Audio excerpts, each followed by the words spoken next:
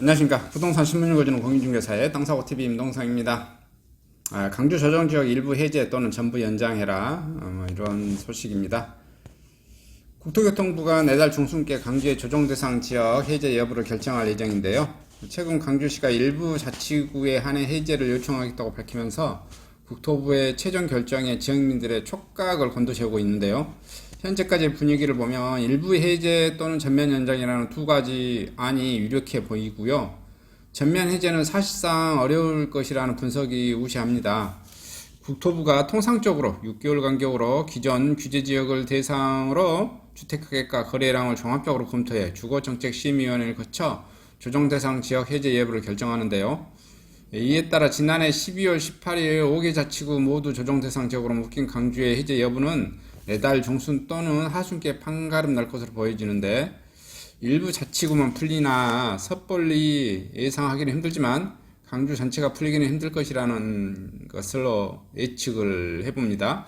서울 등 일부 과열 지역은 묶어두면서 강주만 풀면 풍선효과로 지난해처럼 외지 투기 세력들이 강주 주택을 집중 매수해 부동산 시장을 과열시킬 수 있기 때문인데요.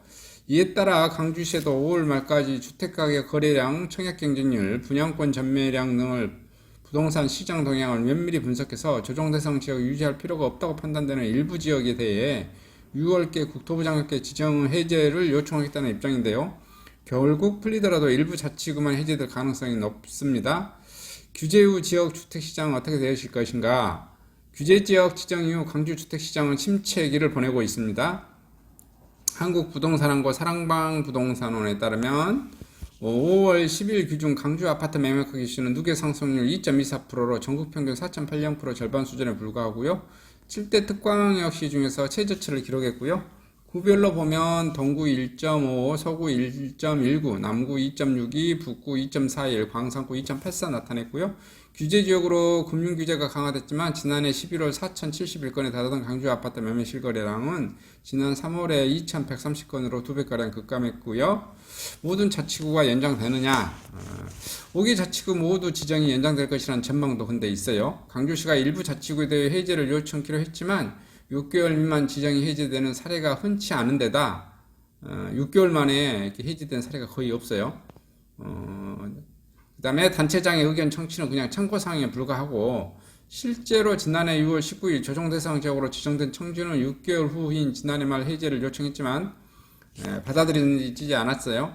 한 부동산 전문가는 6개월 만에 강주 전체를 풀기에는 현실적으로 어려움이 있다면서 일부가 해제되거나 아예 전부 연장될 것으로 예상하고 있습니다.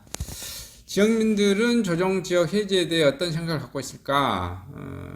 지난 12일부터 18일까지 2,636명 대상으로 강주시 조정지역 해제 여부에 관한 설문조사를 실시했는데요. 이 결과에 따르면 해제한다는 의견이 85.4%인 반면 연장해야 한다는 의견은 14.6%를 차지했습니다.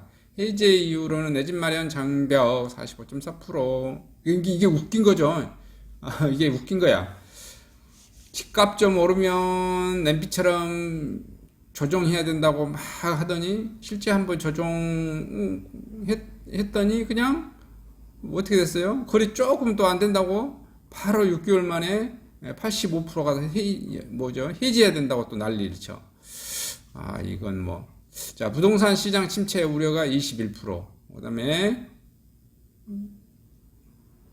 내 집 마련 장벽이 45%, 21%. 시장 침체. 그 다음에는 이게 합치면은 66% 뭐 이렇게 되네요. 그 다음에 일부 지역 핀셋 적용해도 18.7%, 재산권 침해가 13.5%. 눈길을 끄는 2030 세대도 해제한다는 의견이 다수였다는 점입니다. 반대로 연장 의견 이유는 집값 안정화에 도움이 된다. 41.7%. 타 지역 투기 세력의 유입이 차단해야 된다. 25.9%. 해제 시 집값 상승 우려가 23.6%. 시장 질서 확률이 8.5% 이렇게 되고 있습니다. 뭐 어떻게 될지 뭐 지켜봐야겠는데, 거의 보통 해제된 사례가 거의 없다 보니까 6개월 만에 해제를 잘 안 시켜주고 있죠. 중앙정부 입장에서는 한번 지정을 하면 한 1년 정도는 지켜봐야 되지 않냐, 이런 게 뭐 속된 계속해서 관행이었었던 것 같아요. 그래서 어떻게 될지 한번 지켜볼 건데, 거의 뭐 답은 나온 것 같아요. 거의 해제가 안 되거나 되면은 동부서구 이게 이제 해제할 수 있는 해제 요건에는 해당되어져서 그러나 보통 정책자들은 어떤 거죠? 한번 결정이 나면 그래서 좀 지켜보려는 성향이 있죠. 뭐가 있다고 바로 움직이고 뭐가 있다고 바로 이렇게 움직이고 좀 그렇게 하지는 않은 것 같아요. 그리고 현 정부가 뭘 원하죠? 집값 안정화되기를 원해. 말 그대로 광주가 집값이 안정화됐는데 왜 이것을 해지를 해야 돼? 아마 이런 논리로 해지를 하지 않을까? 그냥 계속해서 전부 연장하지 않을까? 이렇게 예상을 해봅니다. 그리고 이 연장하지 않고 거래가 안 되고 우리가 거의 죽겠습니다라고 난리를 쳐야 그때 해지해 주지 않을까 이렇게 좀 예측을 해보는데요. 조만간 나올 것 같습니다. 다음 달 한 중순이면 근데 이 뉴스가 계속해서 지금 나오고 있네요. 이상 강주권 부동산 소식 마치도록 하겠습니다. 감사합니다.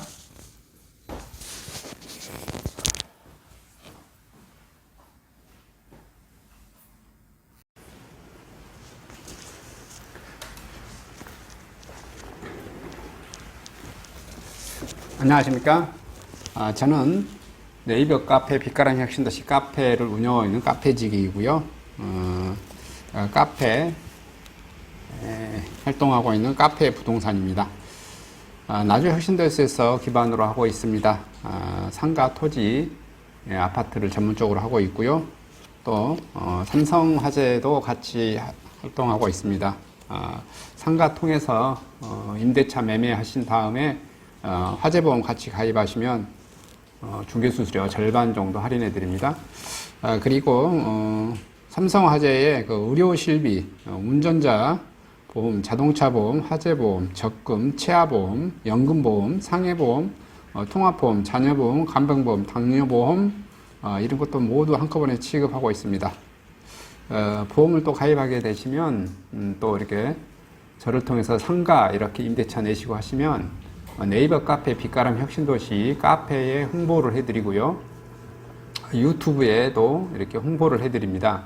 그리고 이벤트 행사를 해서 여러분의 매장에 손님들이 찾아갈 수 있도록 이렇게 해드리고 있습니다. 물론 이벤트 비용은 제가 부담해 드립니다.